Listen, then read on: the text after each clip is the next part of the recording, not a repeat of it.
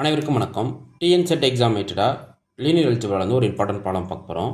So problem பார்த்தீங்கன்னா signature of the quadratic form q of x, y, z equal to x square minus 3y square plus 6z square is option A 3, option B 0, option C 1, option D 2.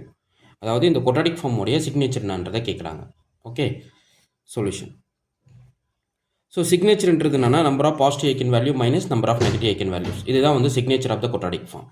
Okay, இப்போது உங்களுடைய q என்ன கொடுத்துருக்காங்க, 2x square minus 3y square plus 6z square. Okay, so என்னுடைய quadratic form எப்படி எழுதணும், இதனுடைய matrix form முதல்ல கண்டுபிடிப்போம். ஜென்ரலாக குவாட்ராடிக் ஃபார்ம்ன்றது என்னன்னா x டிரான்ஸ்போஸ் ax. ஸோ ஏன்றது matrix form of this quadratic form. Okay, so எக்ஸ்ன்றது என்னன்னா கேபிட்டல் எக்ஸ்ன்றது என்னன்னா x small y small z. ஓகேங்களா? ஸோ ஒரு குவாட்ராடிக் ஃபார்மு ஜென்ரல் ஃபார்ம் எப்படி இருக்கும், எக்ஸ் டிரான்ஸ்போஸ் ஏஎக்ஸ் இருக்கும்.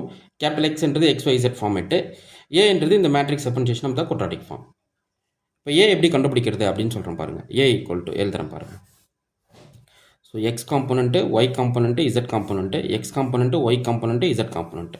X into x square, x ஸ்கொயரோட கோபிஷன் என்ன 2, y into y square, y ஸ்கொயரோட கோபிஷன் என்ன -3, z into z square, z ஸ்கொயரோட கோபிஷன் என்ன 6. மற்ற எல்லா என்ட்ரிஸும் உங்களுக்கு 0.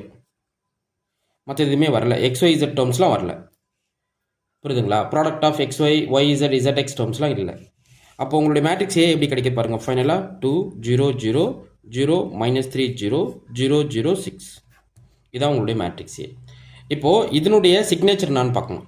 சிக்னேச்சர்ன்றது என்ன, முதல்ல இதனுடைய ஏகன் வேல்யூ யார். ஏகன் வேல்யூ நமக்கு தெரியும், இது diagonal matrix. So diagonal entries எல்லாம் நமக்கு ஏகன் வேல்யூவாக வரும். ஸோ λ1 வந்து 2, λ2 வந்து -3, λ3 வந்து 6. ஸோ இது 3 டிஸ்டிங் ஐகன் வேல்யூஸ் இருக்குது. எல்லாமே வந்து நான் ஜீரோ ஐகன் வேல்யூஸ் தான். ஓகே, ஒரு டயகனல் மேட்ரிக்ஸ் பொறுத்தளவுக்கு அதோட ஐகன் வேல்யூ வந்து diagonal entries.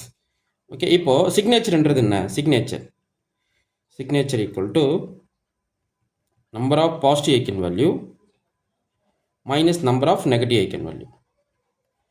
Okay, number of positive eigen value எவ்வளோ இருக்குது, 2 இருக்குது. நெகட்டிவ் ஐகன் வேல்யூ 1 இருக்குது. ஸோ டோட்டலாக பார்த்தீங்கன்னா சிக்னேச்சர் நமக்கு என்ன கிடைக்குது, 1 தான் கிடைக்குது.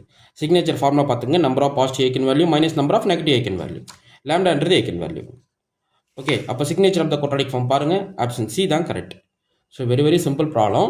நீங்கள் இந்த மேட்ரிக்ஸ் ஃபார்மேட் எழுத கற்றுக்கணும். அது XYZ போட்டு கரஸ்பாண்டிங் கோபிஷன்ஸை மல்டிபிள் பண்ணி எழுதிட்டிங்கனாவே உங்களுக்கு முடிஞ்சு போகுது.